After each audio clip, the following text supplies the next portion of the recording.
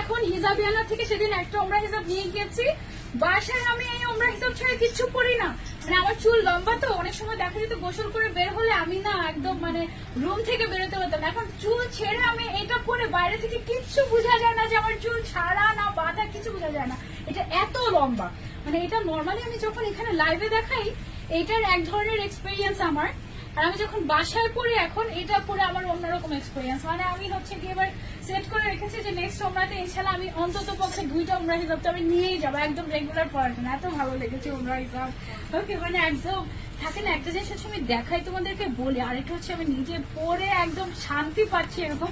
এই জন্য তো সবাই ওমরা হিসাবের এত পাবে।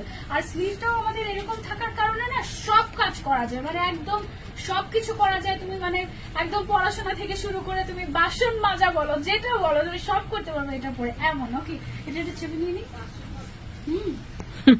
মানে আসলে মানে আমার বুয়া দেখে বলে কি, আপনি তো এটা পড়ছেন, আপনাদের হাতে সুবিধা আছে, আমাকে একটা কিনে দিয়ে। আমি কিনতেছি, এরকম অবস্থা। এগুলো অনেক সুন্দর, এগুলো সাথে নিকাব আছে না। এটা আমি খুব রিয়েলিস্টিক একটা কথা বলছি। ওমরা হিজাব মানে অনেক সময় শুধু মনে হয় ওমরাতেই পড়ে, তা কিন্তু না। বাসা থেকে শুরু করে ঘরের বাইরে সব জায়গাতে, ইভেন বাসার কাজেও তোমার এটা অনেক ইউজফুল হবে, কারণ এটা আমাদের অনেকখানি উঁচু। অনেক সময় যে গেস্ট থাকে না, গেস্টদের সামনে আমরা তখন এটা পরে তো কাজ করতেই পারি। হ্যাঁ একদম ওই টাইপের। আর ম্যাটেরিয়াল এটা কি নতুন ম্যাটেরিয়াল আসছে? না না না, সফট মনে হচ্ছে না, লিলেন ম্যাটেরিয়ালের মধ্যে। এই সাইডে আবার আমাদের একটা পকেট আছে। এটা কয় টাকা?